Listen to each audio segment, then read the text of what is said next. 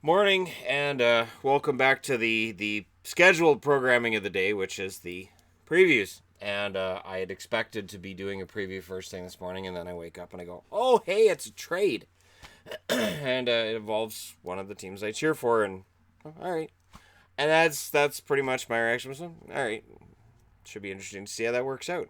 Now, neither team that was involved in the trade this morning, Anaheim nor Dallas, are in action tonight. So let's take a look at the ones that are, and we're starting off with the Montreal Canadiens and the Boston Bruins. A bad matchup for, right, Boston. Now, I will say this, Boston has been very, very good against Montreal the last couple of years, and in Boston, it's been a fun matchup the last couple of years. But Montreal always makes me nervous because I've watched so many instances. And for people who watch the History series, you all watch the History series, right? You didn't watch the History? Well, that's fine. You'll understand why. How many times I've watched my dreams get crushed by the Montreal Canadiens.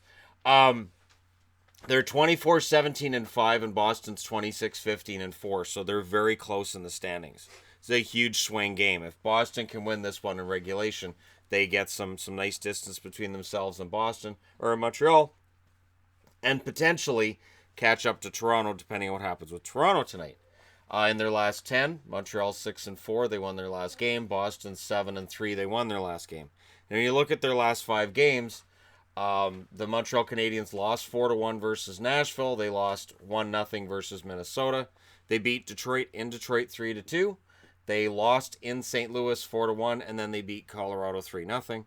Whereas Boston, they beat Calgary 6-4. They beat Buffalo 2-1. They beat Minnesota 4-0. They lost 4-2 versus the Washington Capitals, and then of course on Saturday they won 3-2 at Toronto. So Boston and Montreal look like they're headed in different directions. We'll see if that continues tonight or if Montreal rights the ship. Scoring wise, Domi still leads Montreal in scoring with 14 goals, 25 assists. Of course, his goal scoring has been missing for a while now. Drouin, 13 goals, 21 assists. Tatar, 14 goals, 19 assists.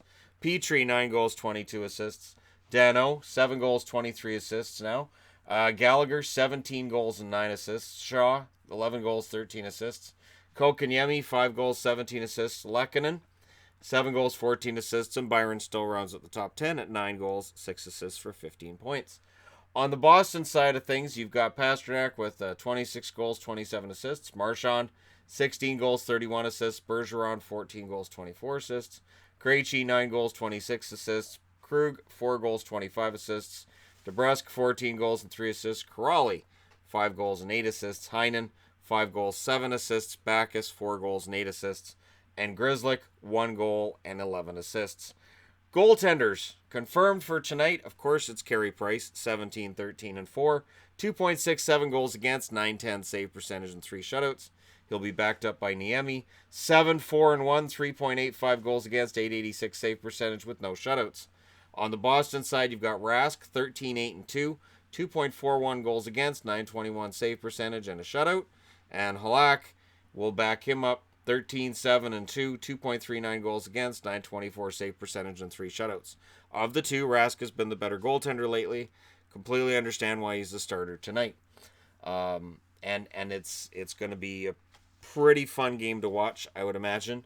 But I always feel nervous when it's Montreal. It's like, oh, really, we got to play Montreal. We just played them last year. Why do we have to play them again? Next up, Colorado. The Avs have fallen on hard times, and now they get to go into Toronto.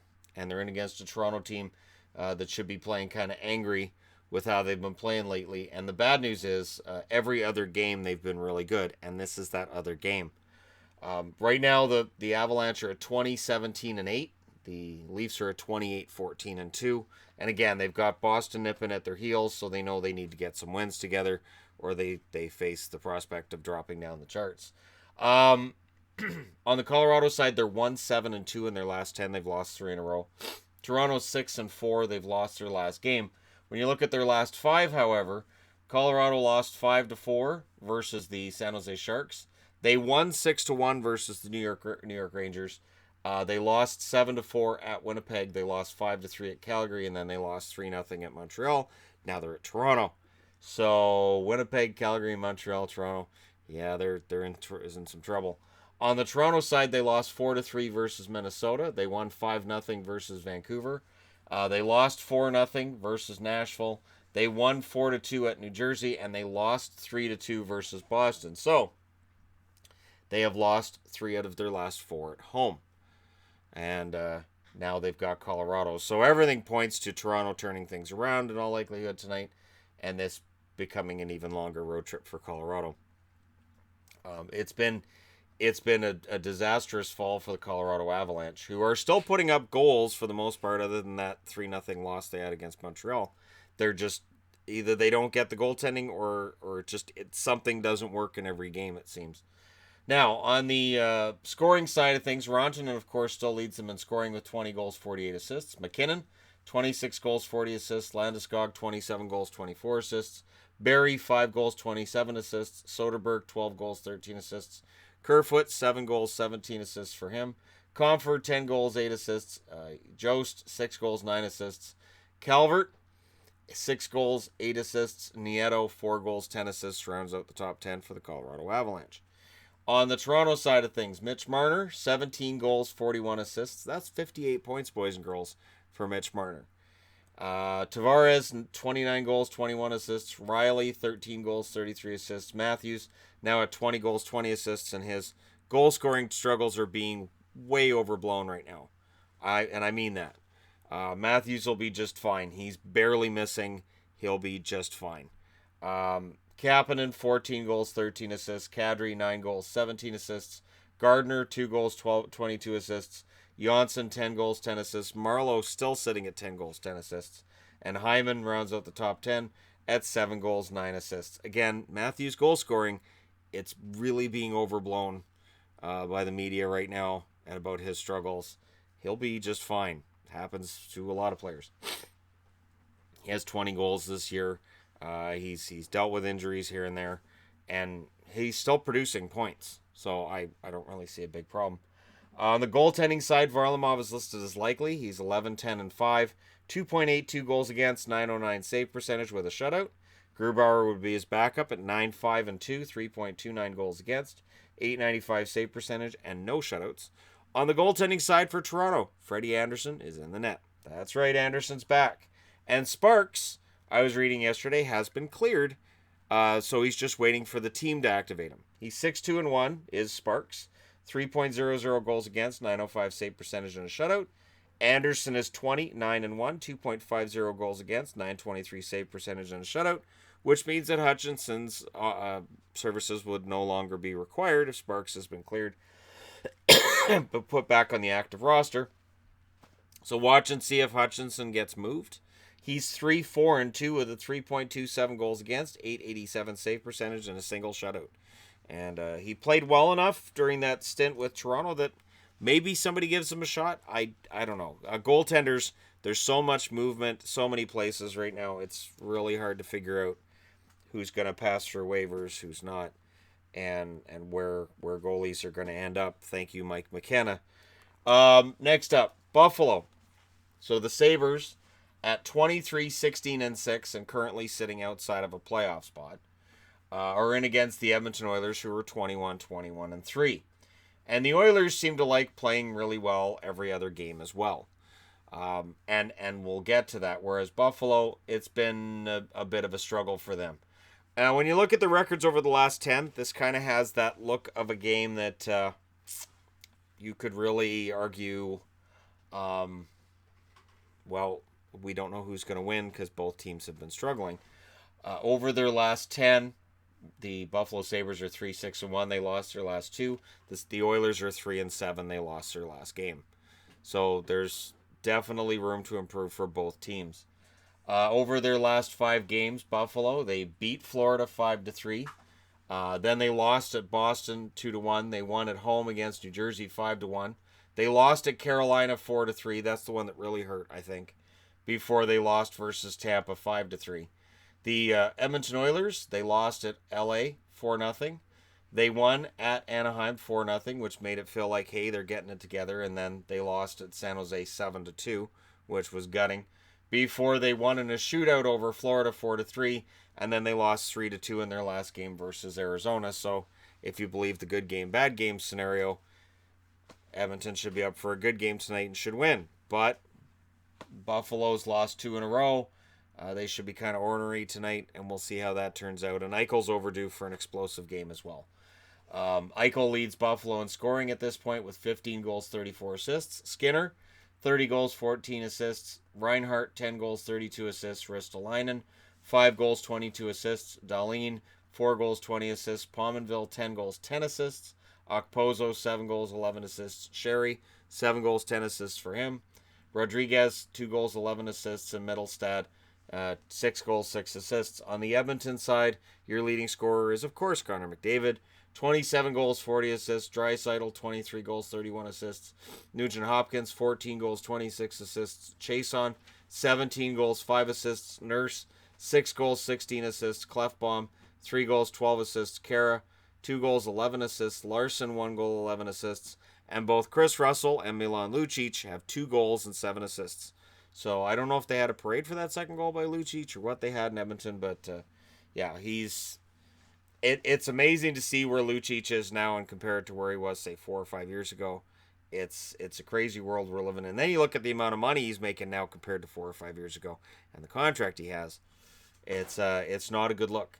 Now, on the Buffalo side of things, I would expect Hutton tonight. Hutton's 14, 13, and 3 with a 2.62 goals against, 916 save percentage.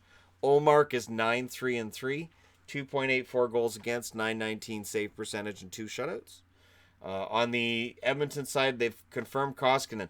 In my eyes, this might be Koskinen's last chance to confirm he is really the starter, because he has slowly been losing that game, or losing that job to Talbot. Koskinen's 12, 8, and 1 now with a 2.72 goals against, 913 save percentage, and 3 shutouts. Talbot's 9, 13, and 2, 3.17 goals against, 896 save percentage, and a shutout. So for Edmonton, they definitely have got to get things in order, and a big part of that is their goaltending. Big part of it is their goaltending. So we'll see how things turn out for them tonight. Next up, Chicago, the Blackhawks, these guys. They're in against the New Jersey Devils, and this is a matchup of two kind of lacking teams as well. Now, Chicago's been playing well against some pretty strong opposition. New Jersey, on the other hand, their opposition hasn't quite been as strong as what Chicago's been dealing with tonight. Chicago can show that they're getting better, or that, yeah, it doesn't really matter. They're still Chicago. They're 16, 22, and 9. New Jersey 17, 20, and 7 over their last 10. Chicago's 4, 3, and 3. They've lost 3 in a row. The New Jersey Devils are 5 and 5. They won their last game. Over their last 5, the Chicago Blackhawks lost 3-2 in overtime at the Islanders. They won 5-3 at Pittsburgh. They lost 4-3 versus Calgary. They lost 4-3 in overtime versus Nashville. They lost 4-3 in overtime versus Vegas. So they've been close. They've played well. It's a matter of locking it down. And they're in against New Jersey tonight. New Jersey in their last 5, they won 3-2 in a shootout at Arizona. They lost 3-2 at Vegas. They lost 5-1 at Buffalo. They lost 4-2 versus Toronto. And they won 3-2 versus Philly. So we'll see what happens with these two teams. But I like Chicago in this one, and yet when you look at the road record of Chicago, it's poor, and the home record of New Jersey is better, so we'll see. Scoring-wise, Patrick Kane leads Chicago by a mile. 25 goals, 35 assists. Taves, 18 goals, 23 assists. DeBrincat, 23 goals, 15 assists. Gustafsson, 8 goals, 21 assists. Saad, 12 goals, 12 assists. Anisimov, 8 goals, 13 assists. Strome, 10 goals, 10 assists. Keith, 1 goal, 19 assists. Cahoon, 6 goals, 12 assists. Seabrook, 4 goals, 12 assists for him to round out the top 10. On the New Jersey side, Hall, 11 goals, 26 assists. Palmieri, 20 goals, 16 assists. Heischer, 13 goals, 18 assists. Zajac, 10 goals, 14 assists. Coleman, who's been relatively hot lately with the goal scoring, 14 goals and 9 assists for him. Severson, 6 goals, 15 assists. Boyle, 12 goals, 5 assists. Bratt, 3 goals, 13 assists. Johansson, 6 goals, 9 assists. And Vatanen, 3 goals, 12 assists. Rounds out your top 10 there. Goaltenders. Delia will be the backup tonight. He's 3-1 and 3, 2.7 goals against, .932 save percentage. Ward's your starter.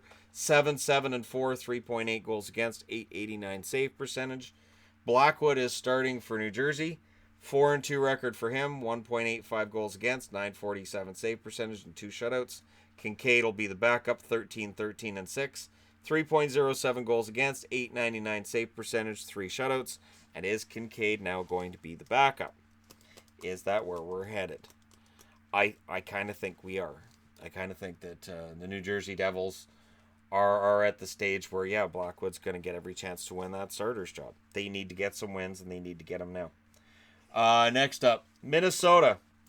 The Wild, who are holding on to a playoff spot in large part because nobody's pushing them out of it. They're in against the Philadelphia Flyers tonight. The Flyers aren't pushing anybody out of anything right now. 22-19-3 is the record for the Wild, whereas Philadelphia has a record of 16-23-6. So they've won 16 out of 45 games. That's not going to get you anywhere. Over their last 10, Minnesota's 5-4-1. They lost their last game, of course, against Detroit. We'll get to that. Philadelphia's 1-7-2 in their last 10. They lost their last game. When you look at the teams over their last 5, Minnesota won 4-3 at Ottawa. They won 1-0 at Montreal. They lost 4-0 at Boston. They won 3-2 versus Winnipeg, and then followed that up by losing 5-2 to Detroit. So where does Minnesota sit? Those 2 games tell you on any given night they can beat or lose to anybody. Philadelphia lost 3-2 in overtime versus Calgary. They lost 3-0 versus St. Louis. They lost 5-3 at Washington. They beat Dallas 2-1 because they had to. And then they lost 3-2 at New Jersey. So Philadelphia is able to beat Dallas and not much else. Scoring-wise, Minnesota's leading scorer is Parise at 19 goals, 21 assists. Granlund, 12 goals, 37 assists. Suter, 4 goals, 24 assists. Stahl, 13 goals, 14 assists. Spurgeon, 7 goals, 19 assists for him. Koivu, 6 goals, 20 assists. Zucker, 12 goals, 11 assists. Dumba, 12 goals, 10 assists. Coyle, 7 goals, 15 assists. And Niederreiter rounds out your top 10 with 8 goals and 13 assists for the Wild. On the Philly side of things, Giroux, 14 goals, 34 assists. Voracek, 11 goals, 25 assists. Couturier, 16 goals, 18 assists. Konechny, 11 goals, 13 assists. Simmons, who's in every news rumor, everything. Right now, all the rumors, Wayne Simmons is right at the top. 13 goals, 6 assists for him. Van Riemsdyk, 8 goals, 10 assists. Gostisbehere, 5 goals, 12 assists. Lawton, 7 goals, 8 assists. Provorov, 4 goals, 10 assists. And Sanheim, with 4 goals, 9 assists, rounds out your top 10 for Philly. Goaltenders, no confirmation or indication from Minnesota yet. I would bet on Dubnyk. Stalock is 5-4, 2.75 goals against, .898 save percentage. Dubnyk is 17-15-3, 2.62 goals against, .914 save percentage, and a single shutout. On the Philly side of things, Carter Hart starting again. Yeah, the kid's back in the net. Neuwirth is 1-4-1, 4.27 goals against, .859 save percentage. McKenna, 1-5-1, 3.99 goals against, .892 save percentage. Hart is 3-5-1, 2.54 goals against, .916 save percentage. So the overall numbers, Carter Hart is the best of the bunch. That being said, the bunch has been pretty bad for Philly this year, and is this a sign that Carter Hart, that savior in net, has arrived now, and maybe we can start seeing a settling down of Philadelphia's overall goaltending picture? So that's the big question mark. That's what we're all wondering, and I don't really have an answer to that right now, which is why we're going to move on to the last game of the night, which is St. Louis and Washington. Yep, the Capitals hosting the St. Louis Blues, who've won 2 in a row. Probably getting a bit of a big head about it. They're 19-20-4. They're up against the 27-12-5 Washington Capitals, who might be a little bit ornery coming off of an overtime loss against a divisional opponent in their most recent game. 6-4 is the record of St. Louis in their last 10. They won 2 in a row, whereas the Capitals are 6-2-2 in their last 10. They lost their last game. Over their last 5, St. Louis lost 4-3 versus the Islanders. They won 3-0 at Philly. They lost 3-1 versus Dallas. Then they won 4-1 versus Montreal before winning 3-1 at Dallas. So the defense, the goaltending seems to be coming around for St. Louis, which was desperately needed. Washington, they lost 2-1 at Dallas in overtime. They beat Detroit 3-2.